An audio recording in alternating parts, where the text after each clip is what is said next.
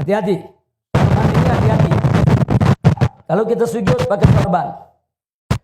Allahu Akbar. Ini di depan kita nih. Sorban. Sujud di atas sorban. Tidak sah.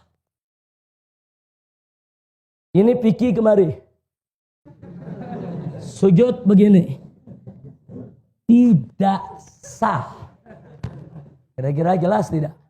Tapi kalau Piki ini jatuh, sujud di atas Piki, sah. Sah. Ini jatuh, sujud di atas sorban, sah. Tapi kalau sorban ini sedang kita pakai begini, sorban di depan kita, terus sujud di atas sorban, tidak sah. Nah, kalau Anda lagi sujud, tahu nggak sengaja ini begini, Anda udah sujud begini, turunkan aja ini. Ini turunkan, selesai. Sholat Anda sah. Paham? Jadi jangan mentang-mentang pakai sorban, ada yang sujud kadang-kadang di atas sorban. Tidak sah. Sebab kalau Anda sujud di atas sorban, sorban yang sedang Anda pakai, berarti Anda sujud di atas pakaian yang sedang Anda gunakan. Nggak boleh. Kira-kira jelas tidak? Nah, makanya sekarang bagaimana kalau orang rambutnya panjang nutup semua ini? Dia sujud, tidak ada bagian jabahnya yang menempel di lantai. Ketutup rambut, tidak sah. Ini jabah mesti nempel. Nah, nempelnya pun harus ada beban. Contohnya beban, andai kata. Ini tempat sujud saya tepung atau bedak. Andai kata bedak. Kalau saya sujud, saya angkat, ngejiplak, ada tanda sujud. Itu berarti saya sujud dengan beban. Ada orang sayang menjambulnya. Dia sujud, hati-hati saudara, cuma nempel begini. Ada yang begitu.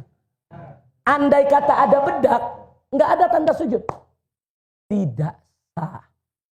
Sujud itu bukan sekedar nempel, tapi ada beban. Nah, jadi kalau dalam kitab fikih diumpamakan andai kata ada tepung, tepung itu ada bekas cap jidat kita. Kira-kira jelas tidak? Paham? Nah, jadi sujud ada tata caranya. Jangan sembarangan kita sujud. Posisi kaki jari lihat, posisi tangan lihat, posisi jidat lihat.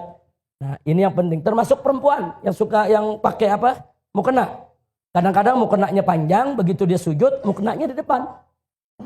Dia sujud di atas mukena. Tidak sah. Makanya hati-hati tempat sujud kita. Nah, jangan sampai berkaitan dengan apa yang sedang kita pakai. Kira-kira jelas tidak? Paham semua? Jadi kalau ini Piki nutup begini, sujud tidak sah. Tapi kalau ini Piki jatuh, sujud di atas Piki sah. Karena kalau Piki sudah terlepas, dia tidak lagi sedang kita pakai. Sampai di sini jelas? Paham? Baik. Berikutnya.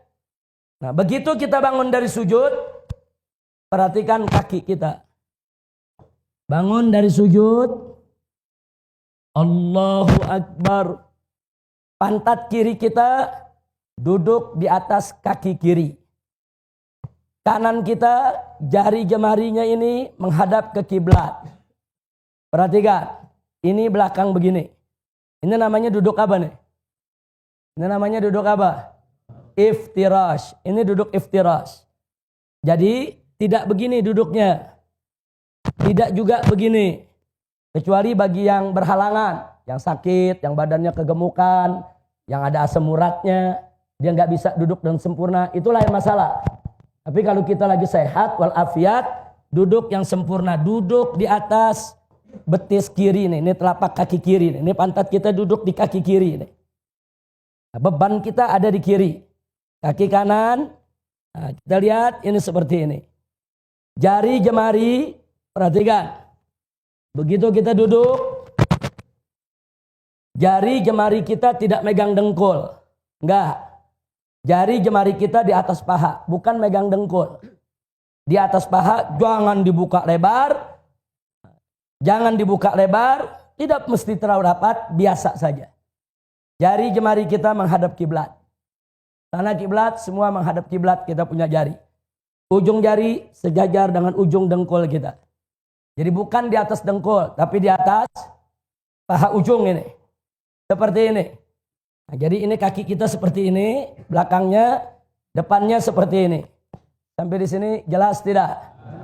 Kemudian kita sujud sama seperti itu. Nah, setelah sujud kita akan berdiri. Nah, dalam mazhab Syafi'i saat kita mau diri ada sunnah untuk kita yaitu duduk sejenak istirahat.